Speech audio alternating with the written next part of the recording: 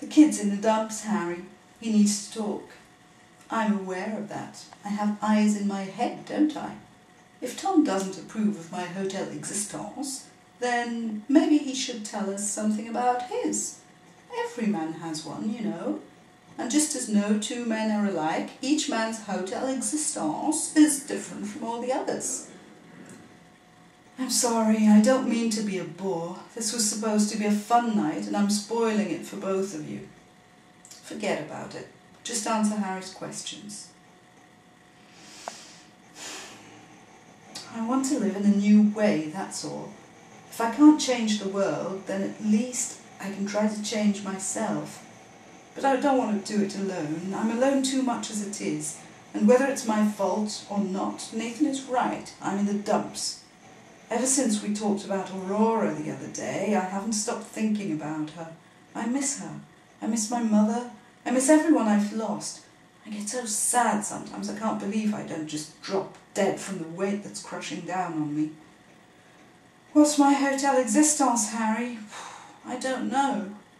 But maybe it has something to do with living with others, with getting away from this rat hole of a city and sharing a life with people I love and respect. A commune? No, not a commune. A community. There's a difference. And where would this little utopia of yours be? Somewhere out in the city, I suppose. Sorry, in the country, I suppose. A place with a lot of land and enough buildings to accommodate all the people who wanted to live there. And how many people are you talking about? I don't know. It's not as if I've worked anything out yet, but both of you would be more than welcome. Oh, I'm flattered that I'm so high on your list, but if I move to the country, what happens to my business? You'd move it with you. You make 90% of your money through the mail as it is. What difference does it make what post office you use? Yes, Harry, of course I'd want you to be part of it. And maybe Flora too. Oh, my dear demented Flora. But if you asked her, Bet would also have to be invited. She's ailing now, you know, trapped in a wheelchair with Parkinson's, poor old woman. I can't say how she'd react, but in the end, she might welcome the idea. And then there's Rufus. Who's Rufus? The young man who works behind the counter at the bookstore, the tall, light-skinned Jamaican with a pink boa. A few years ago I found him crying his heart out in front of a building in the West Village and brought him home. By now I've more or less adopted him.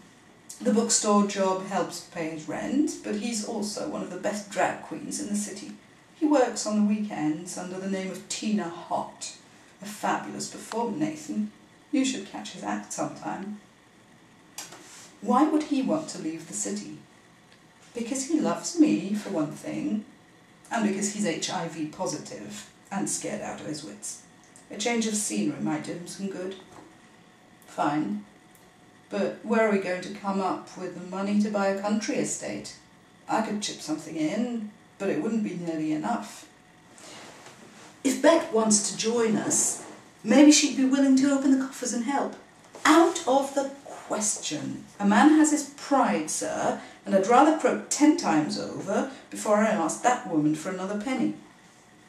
Well, if you sold your building in Brooklyn, that might raise enough to swing it. A mere drop in the bucket.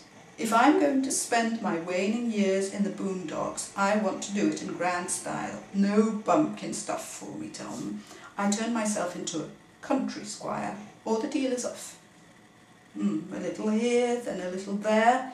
We'll think of some other people who might want to get involved, and if we pool our resources, maybe we can pull it off. Don't fret, boys. Uncle Harry will take care of everything. At least, he hopes he will.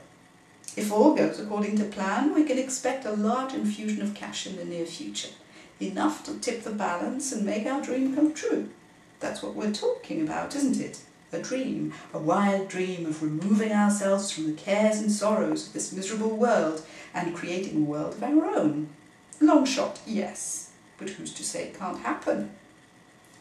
And where is this infusion of cash going to come from? Let's just say I have a business venture in the works, and we'll put the matter aside until further notice. If my ship comes in, the new Hotel Existence is a sure thing. If it doesn't, well, at least I'll have gone down fighting the good fight. A man can't do any more than that, can he? I'm 60 years old, and after all the ups and downs of my somewhat dubious career, this is probably my last chance to walk off with some big-time money. And when I say big, I mean very big. Bigger than either of you can imagine.